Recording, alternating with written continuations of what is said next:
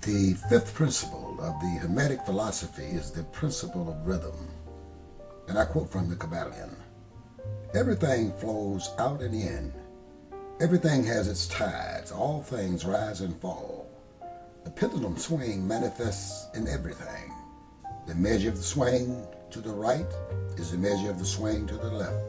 Rhythm compensates." The Kabbalion. This principle embodies the truth that in everything there is manifested a measured motion to and fro, a flow and inflow, a swing backward and forward, a pendulum-like movement, a tide-like ebb and flow, a high tide and low tide. Between the two poles which exist in accordance with the principle of polarity described a moment ago, there's always an action and reaction, an advance and a retreat, a rising and a sinking. This is in the affairs of the universe: suns, worlds, men, animals, mind, energy, and matter. This all is manifest in the creation and destruction of the worlds, in the rise and fall of nations, in the life of all things, and finally in the mental states of man. And it is with the latter that the Hermetics and the understanding of the principle most important. The Hermetics have grasped this principle, finding its universal application, and have also discovered certain means to overcome its effect in themselves by the use of the appropriate formulas and methods. They apply the mental law of neutralization. They cannot annul the principle or cause it to cease its operation, but they have learned how to escape its effects upon themselves to a certain degree, depending upon the mastery of the principle. They have learned how to use it instead of being used by it. In this and similar methods consists the art of Hermetics. The master of Hermetics polarizes himself or herself at the point at which he or she desires to rest, and then neutralizes the rhythmic swing of the pendulum, which would tend to carry him or her to the other side.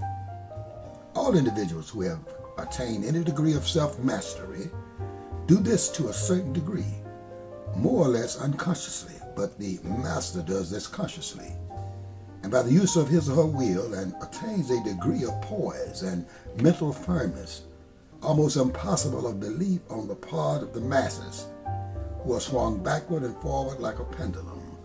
This principle and that of polarity have been closely studied by the Hermetics, and the methods of counteracting, neutralizing, and using them form an important part of Hermetic mental alchemy.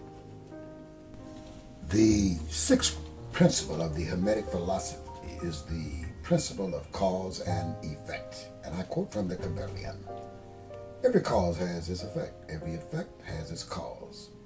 Everything happens according to the law. Chance is but a name for law not recognized.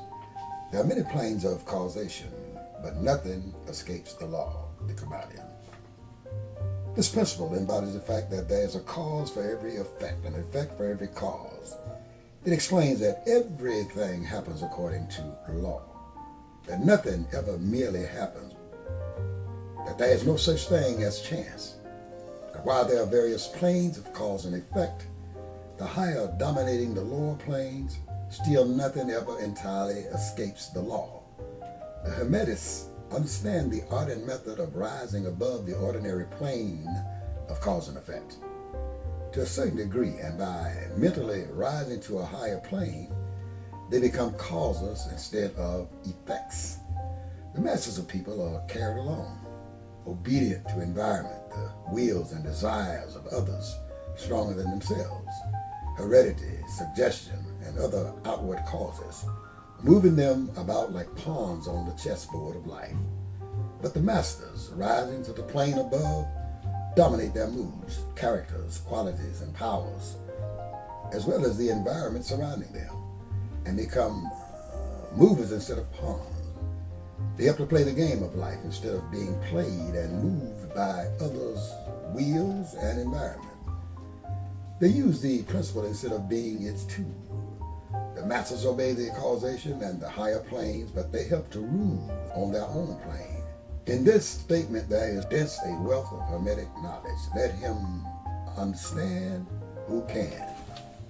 The seventh principle of the Hermetic philosophy is the principle of gender, and I quote from the Kabbalion. Gender is everything. Everything has its masculine and feminine principles. Gender manifests on all planes, the Kabbalion. This principle embodies the truth that there is gender manifested in everything, the masculine and feminine principles ever at work. This is true not only of the physical plane, but of the mental and even the spiritual planes. On the physical plane, the principle manifests as sex. On the higher planes, it takes higher forms, but the principle is ever the same. No creation, physical, mental, or spiritual, is possible without this principle. An understanding of its laws will throw light on many a subject that has perplexed the minds of men and women. The principle of gender works ever in the direction of generation, regeneration, and creation. Everything and every person contains the two elements or principles, or this great principle within it, him or her. Every male thing has the female element also. Every female contains also the male principle. If you would understand the philosophy of mental and spiritual creation, generation, and regeneration, you must understand and study the Hermetic principles. It contains the solution of many mysteries of life. We caution you that this principle has no reference to the many base, pernicious, and degrading lustful theories, teaching, and practices which are taught under fanciful titles, which are a prostitution of the great natural principle of gender. Such base revivals of the ancient, infamous forms of phallicism tend to ruin mind, body, and soul, and the Hermetic philosophy has ever sounded the warning note against these degraded teachings which tend towards lust, licentiousness, and perversion of nature's principle. If you seek such teachings, you must go elsewhere for them. Hermeticism contains nothing for you along these lines. To the pure, all things are pure. To the base, all things are base. Thank you.